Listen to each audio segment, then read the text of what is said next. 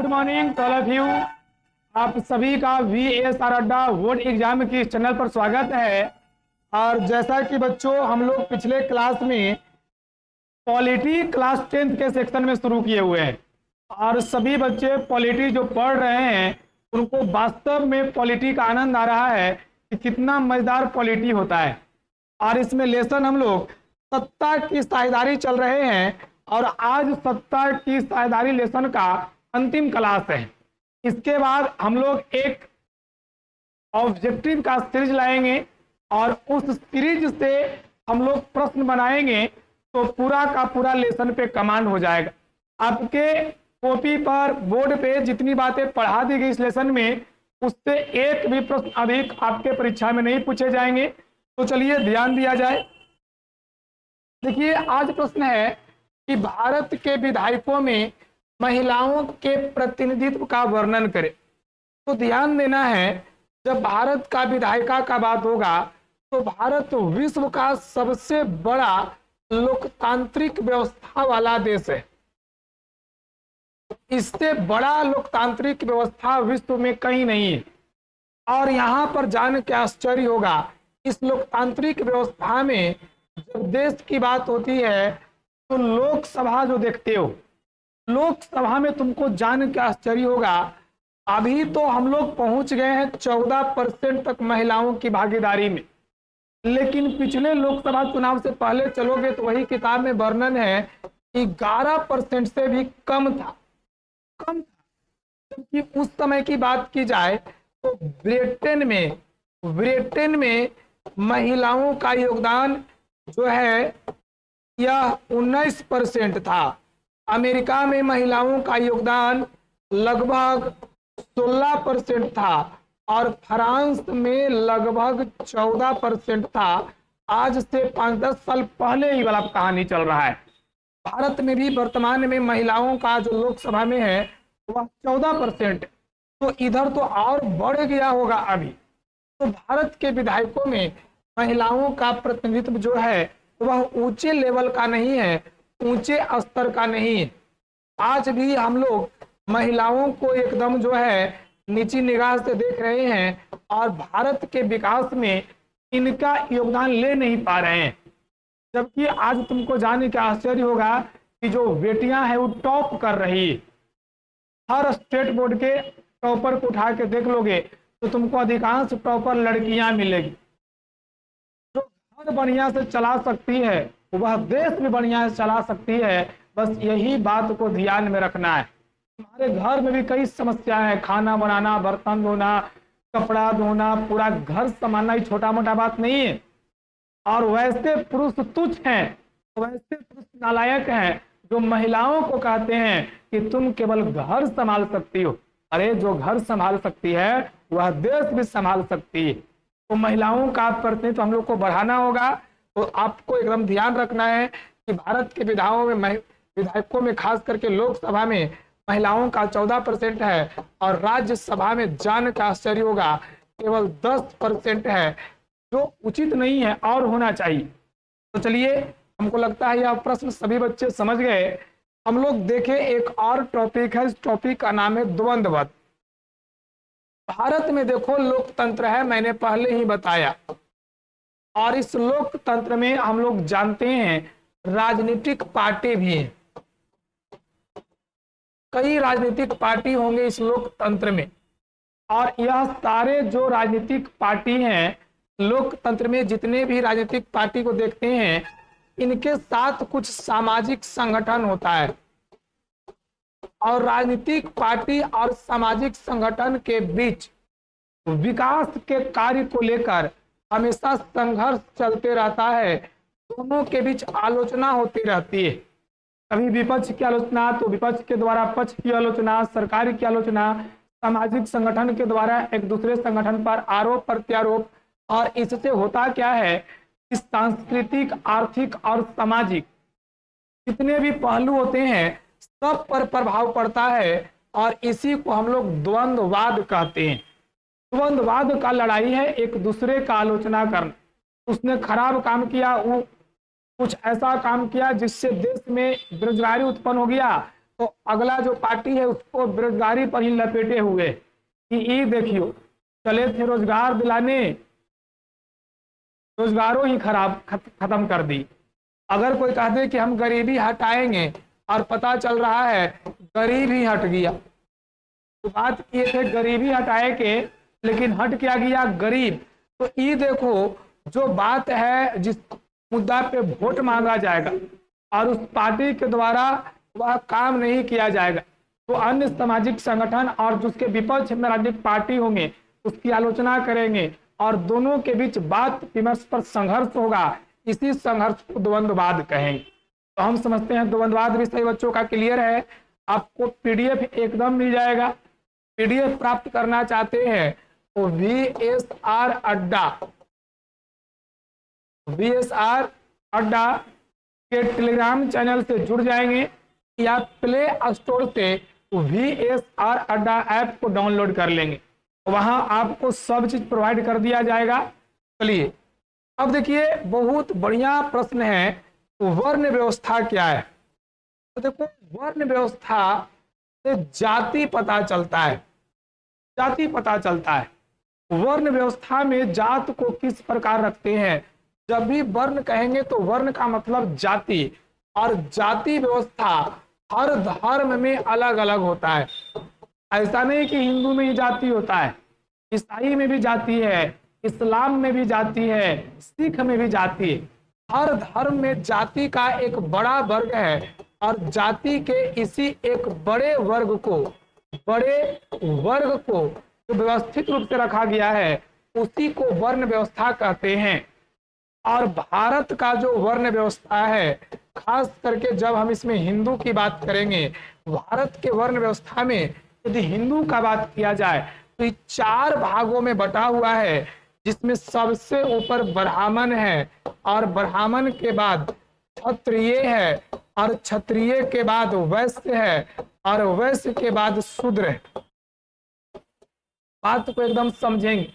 वर्ण व्यवस्था क्या है, तो वर्ण व्यवस्था जो है एक जाति का बड़ा वर्ग है, वर्ण का एक बड़ा वर्ग है, जिसमें धर्म के अलग अलग लोग वर्ण को बांट देते हैं, जाति को बांट देते हैं। उसी में हम लोग का एक धर्म है हिंदू धर्म, और हिंदू धर्म में वर्ण व्यवस्था 4 भाग में बटा हुआ है। एक को ब्राह्मण कहते हैं, दूसरा को क्षत्रिय, तीसरा को वैश्य और चौथा को शूद्र।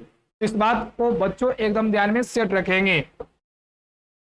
देखिए भाषाई विविधता क्या है। तो भाषाई विविधता का तात्पर्य विभिन्न प्रकार के भाषाओं से, विभिन्न प्रकार के भाषाओं से है, इसी को भाषाई विविधता कहते हैं। विविधता का मतलब अलग अलग। भारत के संविधान के 8वीं अनुसूची में, भारत के संविधान के ध्यान रखेंगे 8वीं अनुसूची में भाषाई विविधता का जिक्र है और इसमें 22 भाषा को मान्यता प्राप्त किया गया है।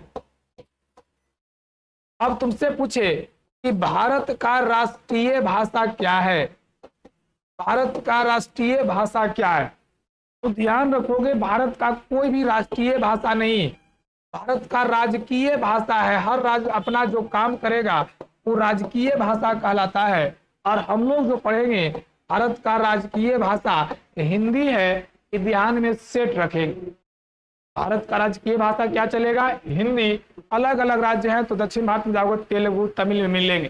तो फिर से सुने, भाषाई विविधता का मतलब क्या हो गया, विभिन्न प्रकार से संविधान के कैमी अनुसूची में भाषाई विविधता का वर्णन है।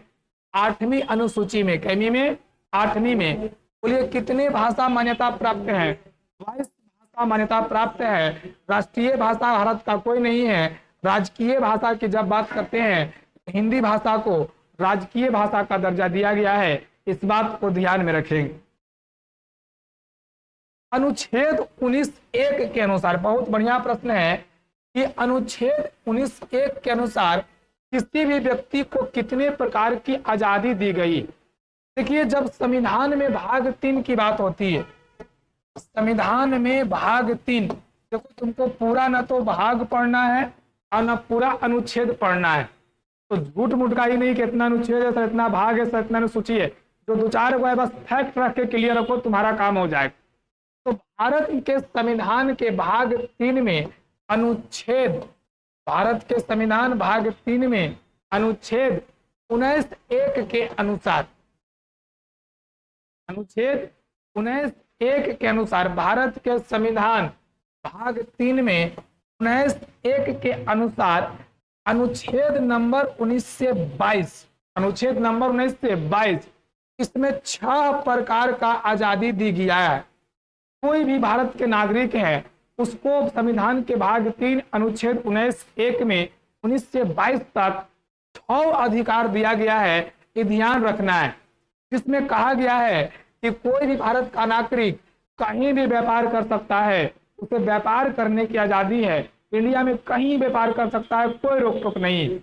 दूसरा, वो इंडिया में कहीं सम्मेलन में भाग ले सकता है, सम्मेलन करवा सकता है, आयोजन करवा सकता है, उसको इस चीज की आजादी है, बोलने वाला कोई नहीं। उस संघ बना सकता है, अपना कमिटी बना सकते हो, अपना जाति को हो तो अपना जाति का कमिटी, अपना धर्म का लोग हो तो अपना धर्म का कमिटी, अपने गांव के लोग हो तो अपने गांव का लोग का संघ। देखो संघ बनाने का आजादी है, कोई भी तुमको नहीं बोले। भाषण देने की आजादी, तुम भाषण दे सकते हो, किसी भी व्यक्ति पर कुछ कह सकते हो, कोई नेता पर 10 बात बोल सकते हो, प्रधानमंत्री तक के 4 बात सुना सकते हो, तुमको कोई बोलने वाला नहीं है। ये भाषण देने की आजादी है। भारत में कोई भी नागरिक कहीं भी रह सकता है, रहने की आजादी, और किसी भी क्षेत्र में घूम सकता है, घूमने की आजादी। अनुच्छेद 19(1) के अनुसार 6 प्रकार का आजादी है। पहला, व्यापार करने की आजादी, दूसरा सम्मेलन की आजादी, और तीसरा संघ बनाने की आजादी, व्यापार सम्मेलन संघ। चौथा, भाषण देने की आजादी, पांचवा रहने की आजादी, और छठा घूमने की आजादी। इतना में तुम पर कोई नहीं। ऐसा नहीं कि तुम बिहार से दिल्ली जाओगे और तुमको वहां पुलिस पकड़ लेगी, काहे घूमे आया है रे, केकरा से पूछ के आया है, क्योंकि तुम्हारी नागरिकता दोहरी है। एक तुम बिहारी हो और दूसरा इंडियन हो, और इंडियन नागरिकता प्राथमिकता है, देश से बड़ा कुछ नहीं है। चलिए, तो बहुत बढ़िया। समानता का अधिकार क्या है, इसको हम लोग समझेंगे।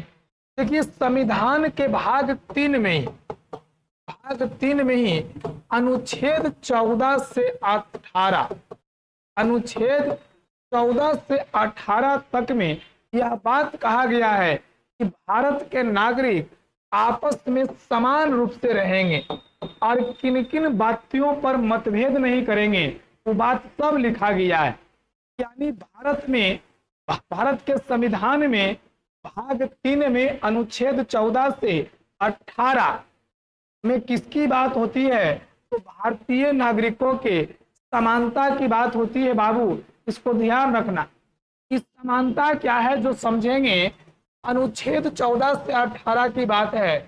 अनुच्छेद 14 में कहा गया है, अनुच्छेद 14 में कहा गया है कि भारत के जितने भी नागरिक हैं उनके लिए कानून एक समान है। संविधान में लिखा गया है कि कानून एक समान है। हम समझ रहे हैं कि तुम सोच रहा होगा कि सर कानून एक समान है, तब पैसा वाला आदमी जल्दी छूट के चलाता है और गरीब आदमी सड़ते रहता है। तो ये भी जान लो, भारत में लोकतंत्र है, भारत में लोकतंत्र है, लेकिन हम लोग धन तंत्र बना के रखे हैं। पैसा दीजिए तब वोट देंगे। तुम लोग खुदे तो गलती करते हो, पैसा नोट पर वोट देते हो। अरे तुमको नोट पर वोट नहीं देना है, विकास पर वोट देना है। अब तुम्हारे मन में लग रहा हो कि जो देगा उसको छोड़ देंगे। सर ले लो, छोड़ना नहीं है, ले लेना है, लेकिन सोच के वोट देना है। बस एक बात मन में एकदम बैठा लो कि खाओ पियो नोच के और वोट दो सोच के, खाओ पियो नोच के और वोट दो सोच के, इन्हीं के इसी जगह होकर टिप दे धार के। तो इसी कारण लोकतंत्र नहीं धनतंत्र बना दिया है। अब सोचो, तुमसे तो बढ़िया एक बूढ़ा व्यक्ति था, बूढ़ा व्यक्ति था एक। इस बूढ़ा व्यक्ति के पास एक पार्टी का आदमी गया और कहा कि लीजिए बाबा 5,000 रुपया, 5,000 रुपया लीजिए और एक काम करिए, अपना वोट ई वाला छाप पर दबा दीजिएगा, ये मेरे पार्टी के मेरे नेता का है। बाबा कहे कि 5,000 रुपया हमको मत दो जी, अरे हमको वो गधा का जरूरत, कि गधा खरीद के ला दो, कि गधा ला दोगे खरीद के तो तुमको जान के आश्चर्य होगा। जब वो राजनीतिक पार्टी के लोग गधा खरीदने गए, क्योंकि बाबा को तो गधा देना था, तो गधा खरीदने गए तो गधा का कीमत मिला 15,000, 25,000, 20,000, इतना में गधा मिल रहा है। अब होने से वो आया और कहा कि बाबा गधा बहुत महंगा मिलता है, ये 5,000 रख के आप वोट दे दीजिए। बाबा का जो आंसर था उस सुनो, तुम अपने अंदर ये बात लाओगे कि कहे कि अरे बताओ, गधावा से सस्ता हम ही हैं कि तुम 5,000 देगा तो हम टिप देंगे, जाओ यहाँ से, जो विकास करेगा उसी को वोट देंगे। तो तुमको भी विकास के आधार पर वोट देना है। चलिए, अनुच्छेद 14 में सभी नागरिकों के लिए कानून कैसा है? एक समान है। 15 में कहा गया है कि धर्म, जाति, लिंग और मूल वंश के आधार पर भेदभाव नहीं करेगा। तुम जहां कहा कि हम ही जाति का, तुम जाति क्या है, एकदम दूर बैठो, ये नहीं करो वो नहीं करो, तो तुम पर केस हो सकता है। संविधान के भाग 3 और अनुच्छेद 15 में कहा गया है कि कोई व्यक्ति धर्म, जाति, लिंग और मूल वंश के आधार पर भेदभाव नहीं कर सकता है, कि ध्यान देना। 16 की बात करते हैं, 16 की। तो रोजगार में अवसर की समानता, रोजगार में अवसर की समानता, सभी व्यक्तियों के लिए रोजगार निकलेगा। यहाँ ऐसा नहीं होगा कि जाति के लिए स्पेशल आया, सब के लिए वैकेंसी समान आएगा, सब भरो फार्म, सब लो नौकरी। 17 नंबर, छुआछूत कांड, छुआछूत नहीं कर सकते हो, अगर छुआछूत कर दोगे तो जेल चल जाओगे। ये नहीं करना कि तुम नहीं जाती हम जाती, ऐसा कुछ नहीं। 18 में उपाधियों का अंत, कोई बढ़िया काम करे तो उसको सम्मानित किया जाएगा, लेकिन उपाधि उसको नहीं देना है। पहले उपाधि मिलता था, अंग्रेज सरकार अगर काम से खुश हो गया तो किसी को पंजाब केसरी कह दिया, किसी को कुछ कह दिया, पहले उपाधि मिलता था, अब नहीं मिलता है। तो अनुच्छेद 18 में उपाधियों का अंत है। और इसके साथ ही प्यारे बच्चों, आज का हम लोग का सेशन समाप्त हो गया, और समाप्त हो गया हम लोग का पहला लेसन, सत्ता की साझेदारी। एकदम खूब मजे में पढ़िए, प्ले लिस्ट में सभी वीडियो आपके लिए उपलब्ध रहेंगे, इससे बेहतरीन पॉलिटी कहीं नहीं पढ़ाया जाएगा। एकदम मजे में पढ़िए। अगर कहीं कोई दिक्कत लग रहा है तो नीचे कमेंट बॉक्स में उस क्वेश्चन को लिखिए, आपको रिप्लाई दिया जाएगा। तो बहुत बहुत आप सभी का धन्यवाद आज के क्लास को करने के लिए। पुनः हम लोग अगले क्लास को यहीं से शुरू करेंगे दूसरे पार्ट के साथ। सभी लोग तैयार रहेंगे आप एक ऑब्जेक्टिव के लिए। ऑब्जेक्टिव का नोटिफिकेशन यूट्यूब पर आपको मिल जाएगा, तो आप सभी तैयार रहेंगे। आज का क्लास हम लोग यहीं समाप्त करते हैं। बहुत बहुत धन्यवाद आप सभी का, और बहुत बहुत आभार।